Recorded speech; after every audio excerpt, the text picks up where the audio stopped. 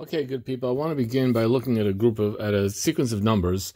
Well, 3, 5, 3, 5, 7, 257, 65,537, and so on and so forth. And these numbers are generated by this is 2 to the first plus 1.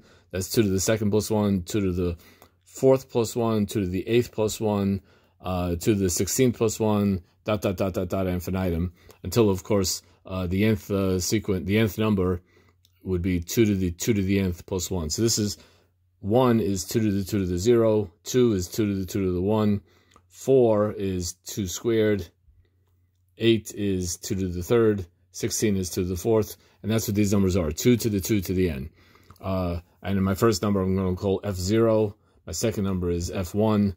My third number here is going to call F2 because it's 2 to the 2 to the second. F3 because it's 2 to the 2 to the third, which is 2 to the eighth, and so on and so forth. That's what this sequence is, and that's why it has this name. By the way, can anyone guess why we're using the letter F? There's a lot of letters, and we're using the letter F. I wonder if anyone can figure out why that is. Well, I'll save that surprise for the end. Anyway, I want you to notice a curious little phenomenon. 3 times 5 is 15. Okay, so what? Well, 3 times 5 times 17 is 255. Well, so what? Well, 3 times 5 times 17 times 257 is 65,537. Notice that every time I multiply these numbers, the result always winds up being 2 less than the next number. You see, 3 times 5 is 2 less than 15. 3 times 5 times 17 is 2 less than 257, and so on and so forth. Which is kind of implying that if I take the product of all these f numbers, going from f0 all the way up to fn minus 1, it's going to be 2 less than fn. Now, first let's see if we can prove that.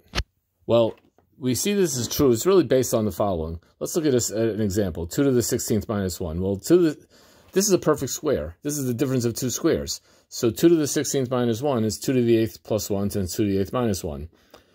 Now, I can't factor this part, but this part over here, it's also a perfect square. Difference of two squares. So that's equal to 2 to the 8th plus 1 times, now this part is 2 to the 4th plus 1 to 2 to the 4th minus 1. And continuing in this manner, I could break this guy down. There's also a difference of two squares. And that becomes 2 to the squared plus 1, 2 to the squared minus 1. And 2 to the squared minus 1 is the difference of two squares. And that's equal to 2 plus 1 times 2 minus 1. So it turns out, in totality, that 2 to the 16th minus 1 is 2 to the 8th plus 1 times 2 to the 4th plus 1 times 2 to the 2nd plus 1 times 2 to the 1st plus 1 times 2 minus 1. But 2 minus 1 is just 1, so we could ignore that. Anyway, this is F0, that's F1, that's F2, that's F3, and this is F4 minus 2. That's what that is. So we have that F4 minus 2 is equal to the product from F3 down to F0.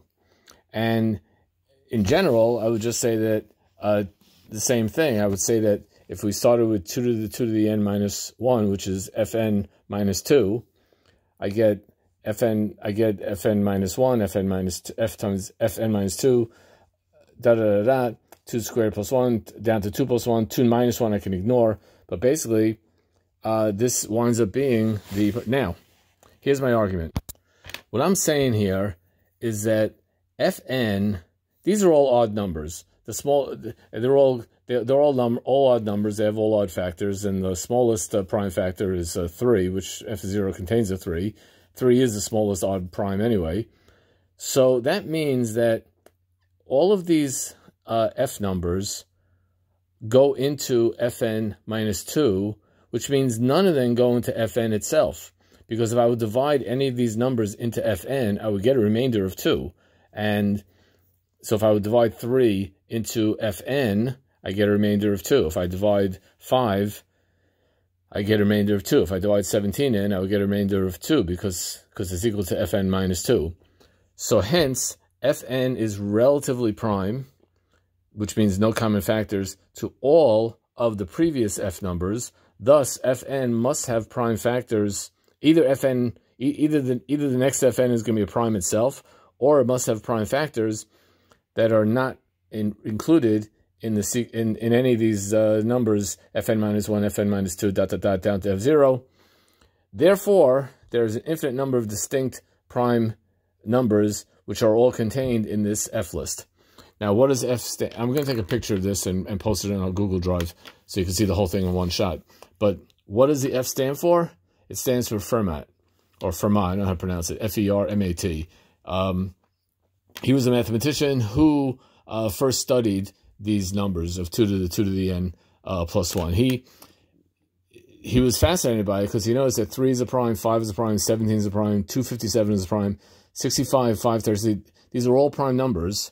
And he hypothesized that all the numbers in this sequence are prime numbers. It turns out they're not. They're not all primes. In fact, this one here is the largest prime number that's ever been found. All the other ones that have been found after this point are composite, not prime. No one really knows. It hasn't been proven if this is all the primes there are. A lot has not been proven here. In other words, it has not been proven if there are more primes, if there are infinitely more primes, if there are finitely more primes, if there are any more primes, if there's going to be infinitely more composite numbers.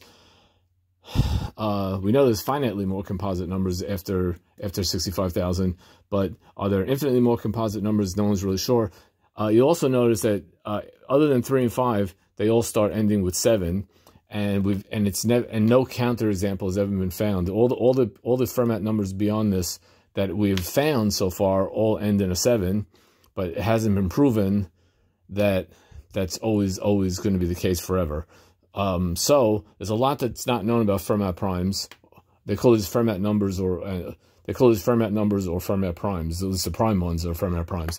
Anyway, this is the topic. This is a fascinating discussion, but at the very least, we've proven that there's an infinite amount of distinct prime numbers, which is what we were trying to do.